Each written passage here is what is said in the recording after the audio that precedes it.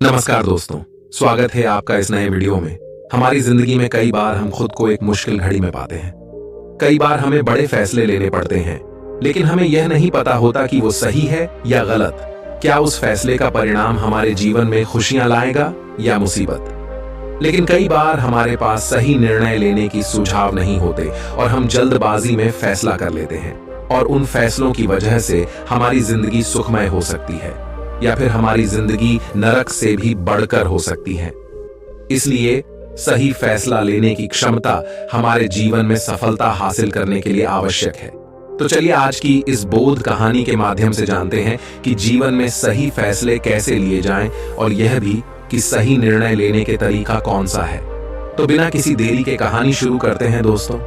कई साल पहले की बात है।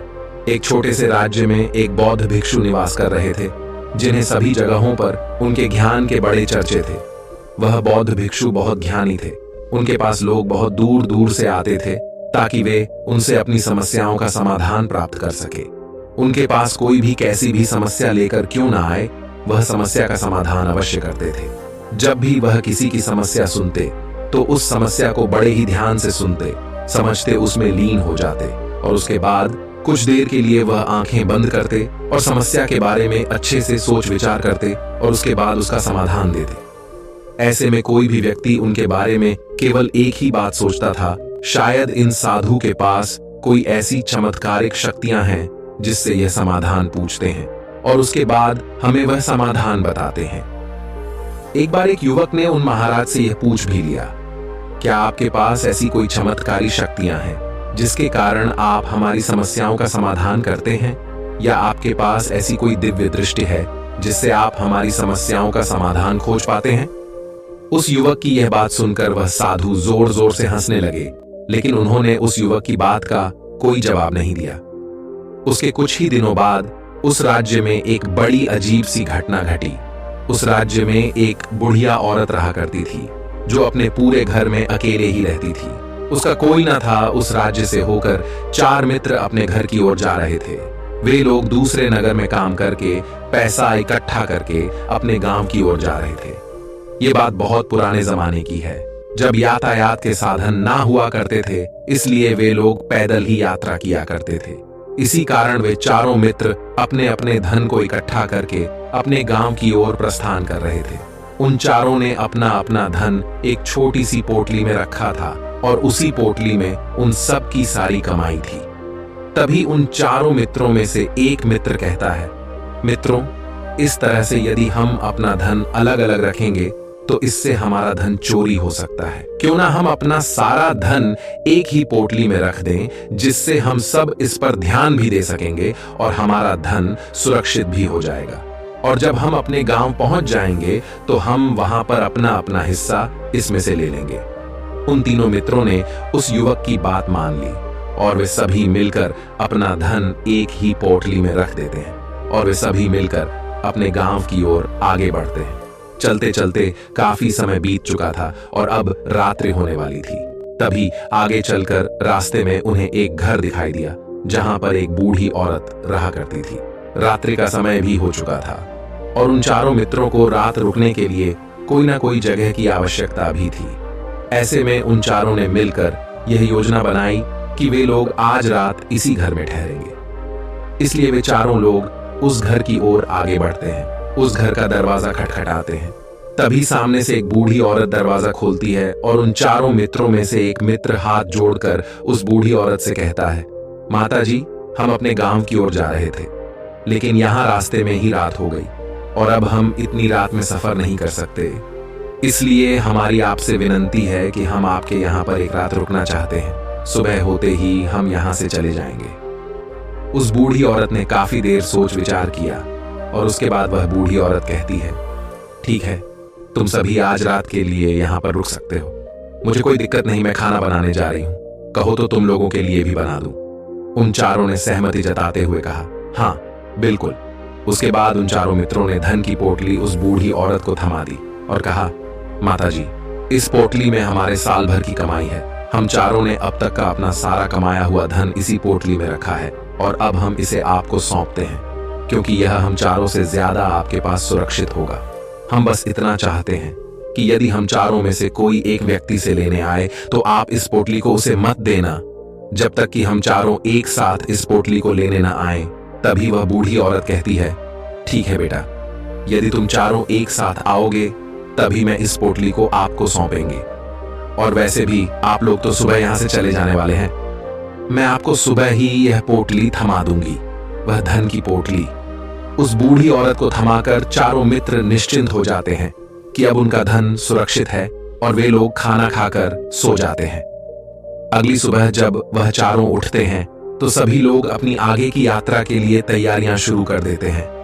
उन चारों नौजवानों में से एक नौजवान थोड़ा सा बदमाश था। वह अपने उन तीनों मित्रों से कहता है, भाइयों, इस बूढ़ी औरत ने हमारी रात भर खातिरदारी की है, हमें अच्छा भोजन खिलाया, सोने के लिए अच्छी जगह दी, रात भर यहाँ सर छुपाने के लिए एक अच्छा मकान दिया और हमने अब तक उसके लिए कुछ नहीं किया। वह बूढ़ी औरत अकेले ही खेतों में काम कर रही है। क्या हम सभी यहाँ से जाने से पहले इस बूढ़ी औरत की मदद नहीं कर सकते? उस बदमाश नौजवान ने मन ही मन यह योजना बना ली थी कि वह किसी तरह से भी उस बुढ़िया से पोटली हासिल करके ही रहेगा। बाकी के तीनों मित्र उसकी बातों में आ जाते हैं और वे सभी मिलकर उस बुढ़िया की मदद करने अर्थात खेतों में काम करने के लिए चल पड़ते हैं। वे सभी मिलकर खेतों का काम कर ही रहे थे कि तभी वह बदमाश नौजवान अपने बाकी तीनों मित्रों से कहता है, मित्र, मुझे जोरों की प्यास लग गई है, मैं जरा उस बूढ़ी औरत से पानी मांगकर लाता हूं।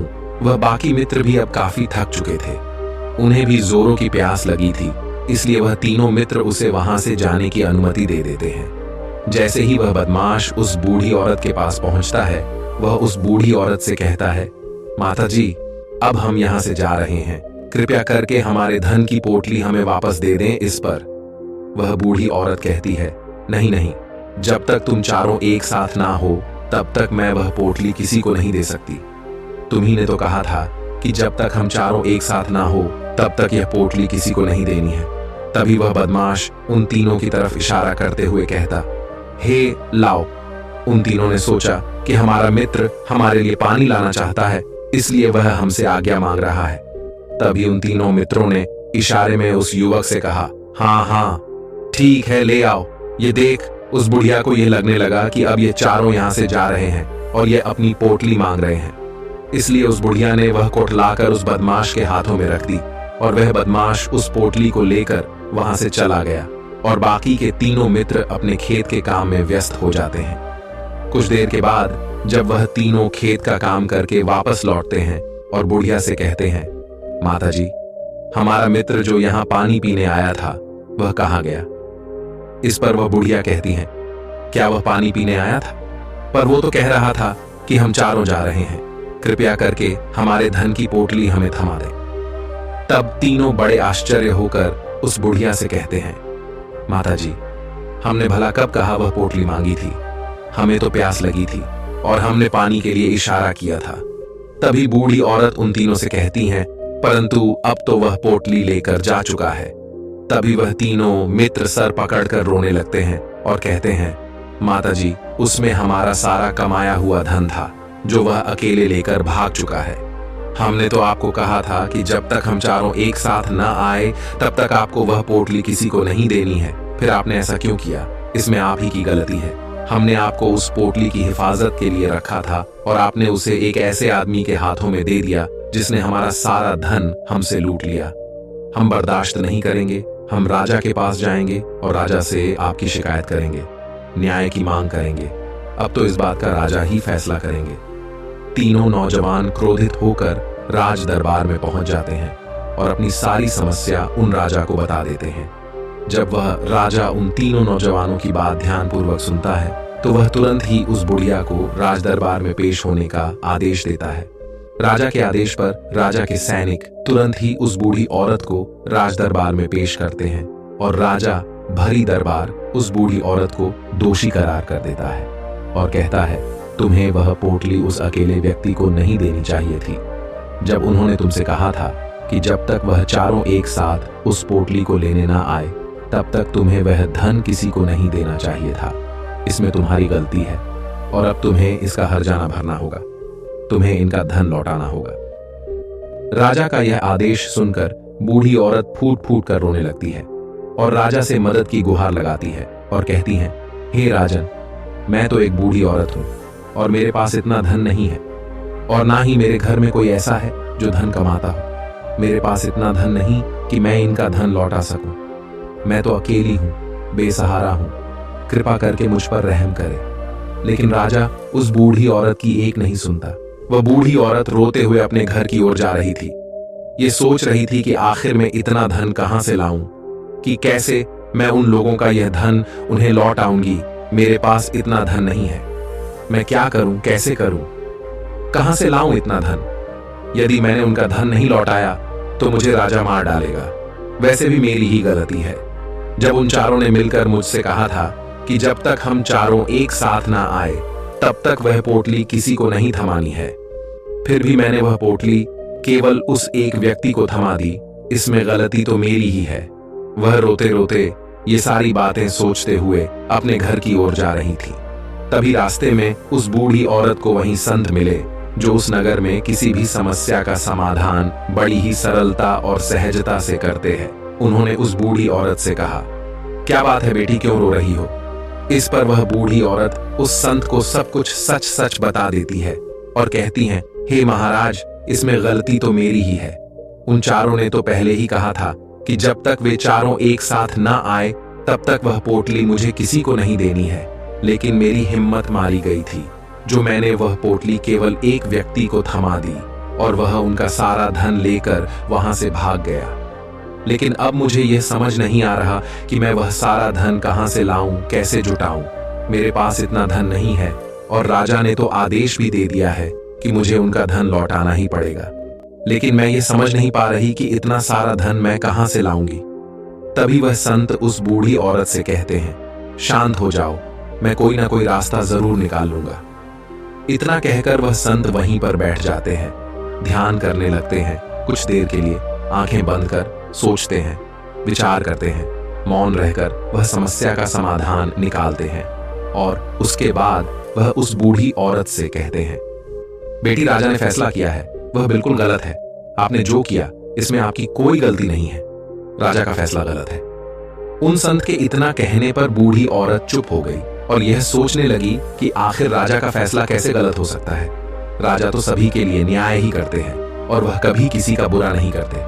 फिर आखिर आज राजा का फैसला कैसे गलत हो गया? उन संत और उस बुढ़िया की बात आसपास के खड़े लोग सभी लोग सुन रहे थे और वे लोग भी बड़े अचरज में थे, क्योंकि राजा का फैसला कैसे गलत हो सकता है। राजा ने तो बिल्कुल सही फैसला लिया है। इस बूढ़ी औरत ने ही गलती की है। उन चारों का धन केवल एक ही को थमा दिया। ऐसे में इस बुढ़िया को उनका धन तो लौटाना ही चाहिए। राजा ने गलत फैसला कहा किया है। तभी वह संत उस बूढ़ी औरत से कहते हैं, जाओ और राज दरबार में कह दो कि हे राजन, आपका फैसला गलत है और सही क्या है, गलत क्या है, इसका फैसला मैं करूंगा। पहले तो बूढ़ी औरत इतनी हिम्मत ही नहीं जुटा पा रही थी कि वह राज दरबार में जाकर भरे राज दरबार में राजा को ये कह सके कि राजन, आपका फैसला गलत है। लेकिन जैसे तैसे उसने हिम्मत जुटाई और वह वापस राज दरबार लौटी। उसने डरते हुए भरे राज दरबार राजा से बड़ी थर्राती आवाज में कहा, हे राजन, आपने जो फैसला किया है वह फैसला गलत है।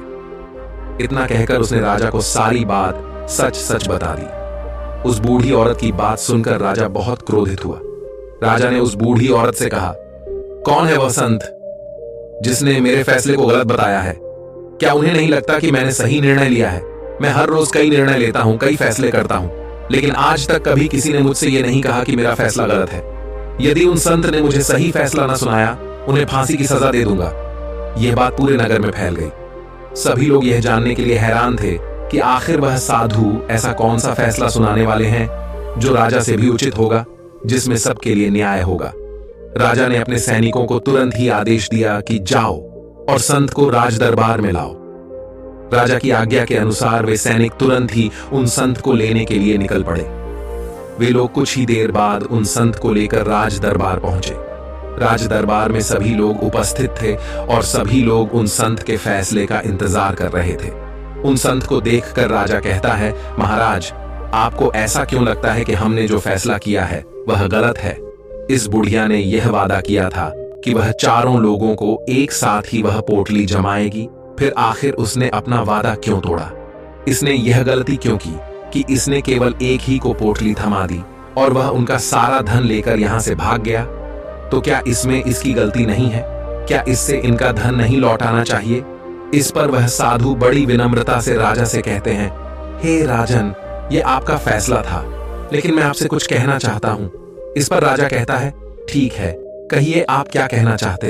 इस पर वह साधु बड़ी विनम्रता से राजा से कहता है, हे राजन, जैसा कि वादा किया गया था कि पोटली एक साथ उन चारों को ही दी जाएगी, तो अभी तो ये केवल 3 है, चौथा कहाँ है? तो इनसे कहिए कि ये लोग यहाँ से वापस जाएं और अपने उस चौथे मित्र को यहाँ लेकर आए, तभी इनका धन वापस किया जाएगा। और वादा भी ऐसा ही किया गया था कि जब तक चारों लोग एक साथ ना हो तब तक उनका धन उन्हें नहीं लौटाया जाएगा। और यदि यह बूढ़ी औरत इन तीनों को धन लौटा देती है तो ये बूढ़ी औरत अपना वादा तोड़ देगी, और ये सही नहीं है। इसलिए यदि आप चाहते हैं कि इनका धन लौट आया जाए तो पहले इनसे कहिए कि ये लोग जाएं और अपने उस चौथे मित्र को यहाँ पर वापस ले आए। उस राज दरबार में हर कोई इस बात को सुनकर बहुत खुश हुआ। सभी ने उन संत की बहुत तारीफ की। राजा भी उन संत के इस फैसले से पूरी तरह से सहमत था। राजा तुरंत ही उन संत के सामने सिर झुका लेता है और हाथ जोड़कर उनसे कहता है, हे महाराज, आपका यह फैसला इतना सही कैसे हो सकता है? आखिरी बात मेरे दिमाग में आई क्यों नहीं? मैंने इस बात को इस तरह से सोचा क्यों नहीं? तभी वह साधु उस राजा से कहते हैं, हे राजन, आपके पास और भी काम होते हैं। आप दिन भर व्यस्त रहते हैं और आपको जल्दबाजी में फैसले लेने पड़ते हैं। आपने इस मामले को सुना समझा, लेकिन इसे देखने में आप गलती कर गए। इससे आपने केवल ऊपरी तौर पर देखा। आपने इसकी गहराई तक जाने का प्रयास तक नहीं किया।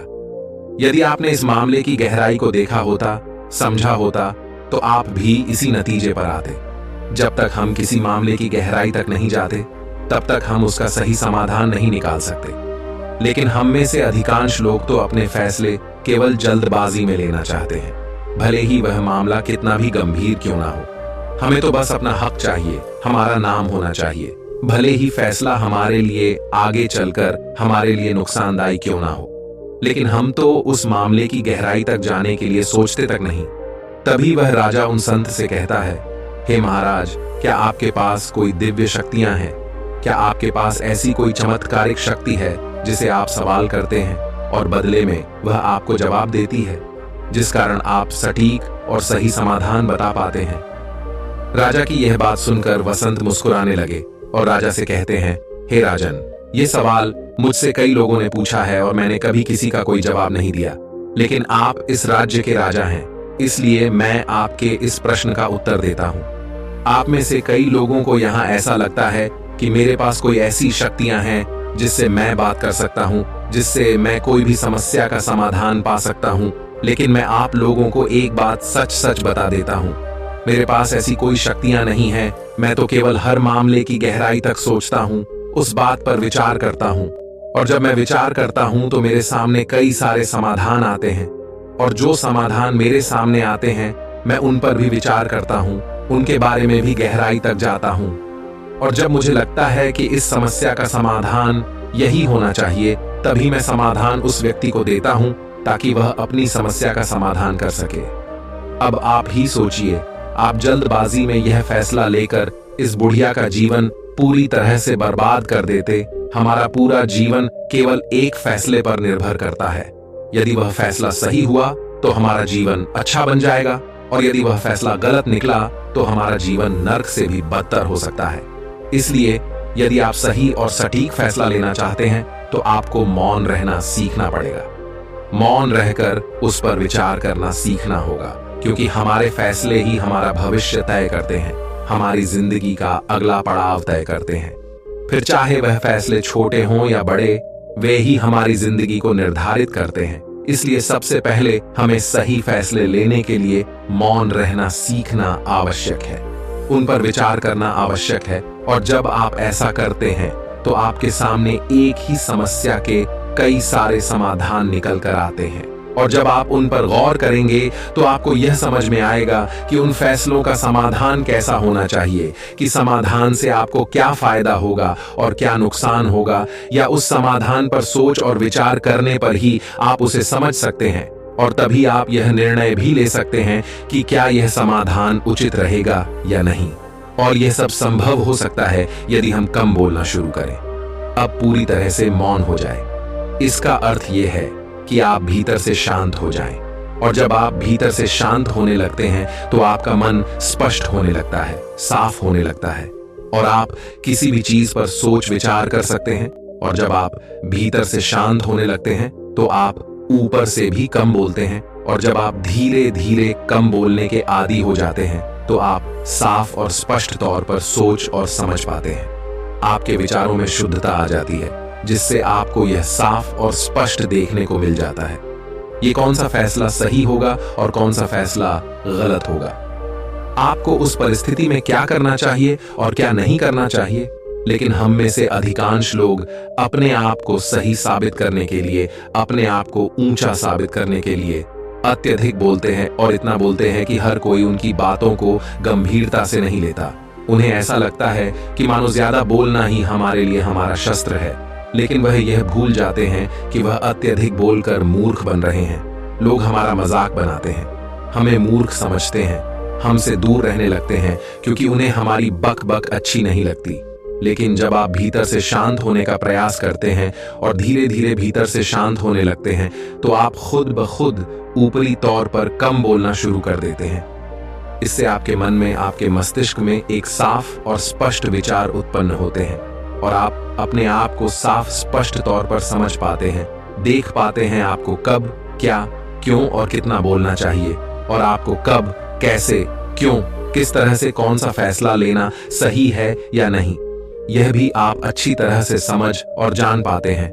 जब आप कम बोलना शुरू करते हैं तब आप अपने आप को बहुत अच्छी तरह से समझना शुरू कर देते हैं, अपने आप पर अच्छी तरह से विचार करना शुरू कर देते हैं। तब आपको यह बात भी बहुत अच्छी तरह से समझ में आने लगती है कि जो हम बेकार की बक बक करते हैं उस पर हमारे शरीर की बेवजह ही कितनी सारी ऊर्जा यूं ही व्यर्थ हो जाती है, नष्ट हो जाती है, जिसे हम चाहे तो किसी जरूरी काम में लगा सकते हैं, फैसले लेने में लगा सकते हैं, जिससे हम तनाव मुक्त रह सकते हैं और हमें अच्छी नींद भी आ सकती है।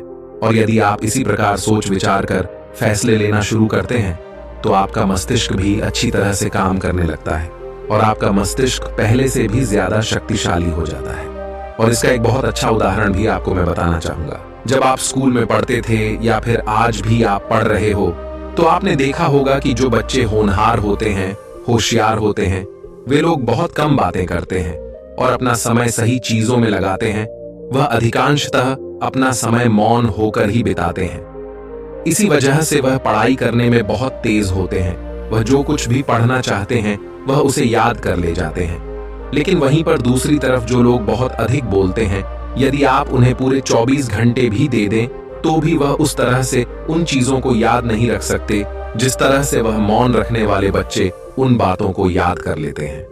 और महान चाणक्य ने भी यही कहा है कि जो व्यक्ति ये समझ जाता है कि उसे कब, कहां और कितना बोलना चाहिए, उस व्यक्ति को सफल होने से कोई नहीं रोक सकता। और आप इतिहास उठाकर देख सकते हैं आज तक जो भी लोग महान हैं, जो लोग भी सक्सेसफुल बने हैं, उन लोगों की आदत बहुत कम बोलने की है। उनका पूरा ध्यान केवल अपने लक्ष्य पर होता है और अपना पूरा समय वह अपने लक्ष्य को पाने में ही लगा देते हैं।